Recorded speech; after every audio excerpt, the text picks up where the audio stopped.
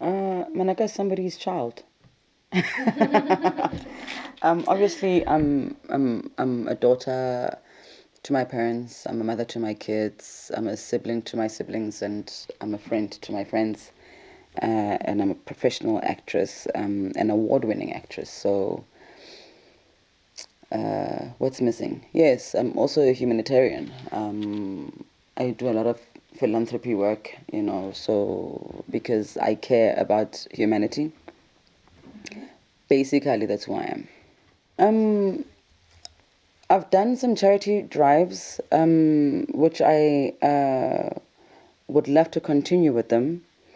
One of them was I had hosted a party on my birthday, and I had asked the public to come through and celebrate with me, but they need to bring school shoes, brand new school shoes, and brand new stationery for those that don't have. And currently, I'm raising funds and also collecting sanitary towels for Keep a Girl Child at School, because it's something I never had to suffer from.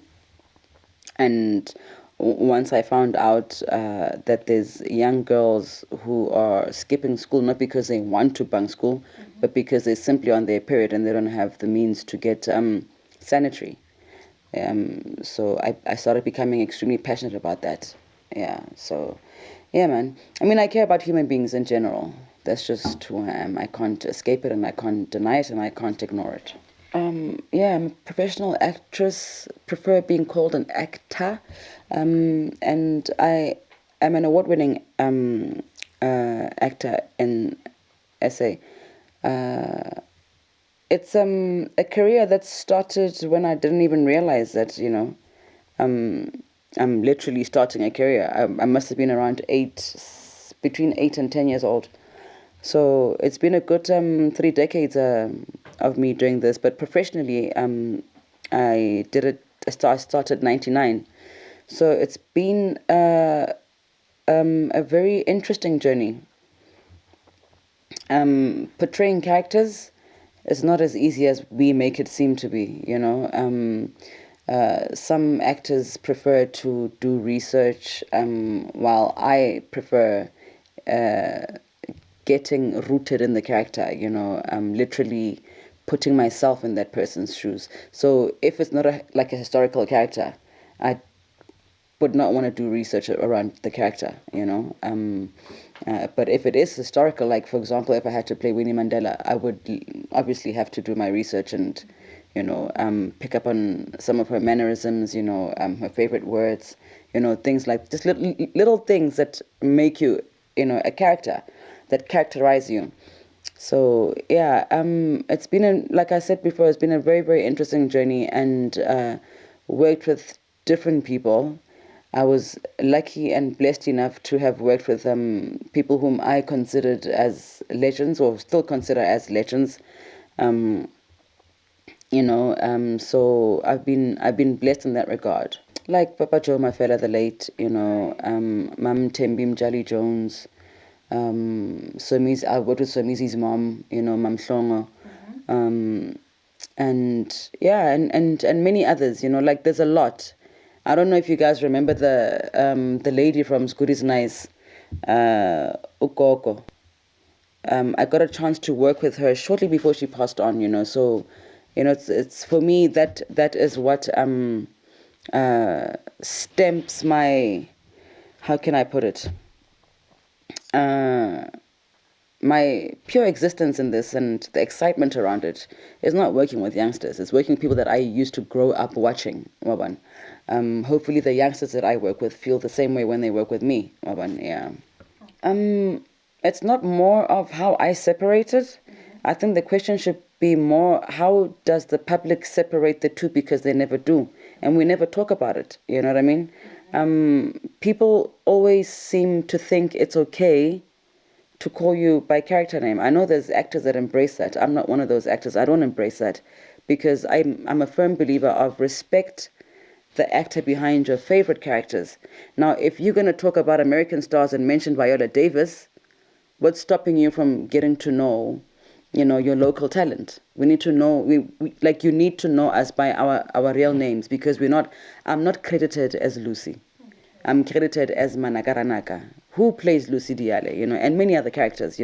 So, for example, if I were to play my next character, if her name was Makaka, does that mean that I need to be, submissive to the fans who will go around calling me by that when I have a name that was given to me by my parents?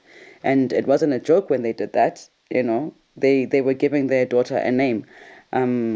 So yeah, I think more because we know how to separate ourselves from our characters. It's more now about the fans. When are they going to start separating the characters from the real person?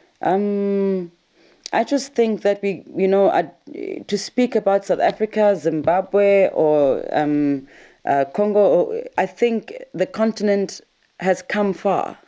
We've come from eras where our stories were being told by people who never lived our stories, and now we are at a point where we are telling our own stories the way that we want to tell them,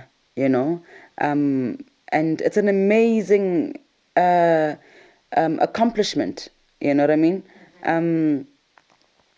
The continent at large, I believe that it is going places. I cannot wait for the borders to be done in terms of the film and TV industry, where we can interact without even thinking about the border. You know what I mean? So slowly but surely, yeah. They must just go to school. They must go to school. It's plain and simple. Go to school. There are no shortcuts. Look, I may not have gone to school, but this is not 1999 or 1989. We're in millennia now, and I think the paper will speak better for you sometimes when you can't even speak for yourself. So just arm yourselves. Arm yourselves, make sure you are in good standing, and the rest shall follow.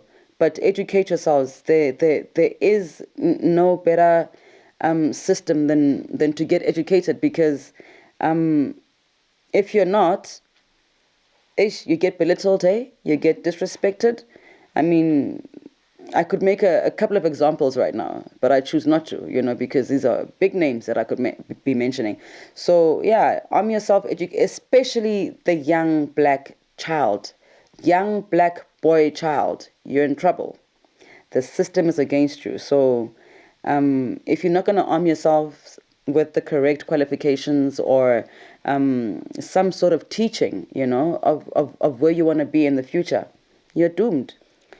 I think my lowest was when I got fired for being a woman, and my highs just keep on getting high. Hey, that's just me not giving up. You know what I mean? I could have given up. I could have, went somewhere else to go and get a different career or whatever. But I fought for my place in this industry, and I'm glad I did. And it's paying off. So my highs are me fighting for myself and my place in this industry, and I'll continue to do so for as long as women are still getting fired for being pregnant.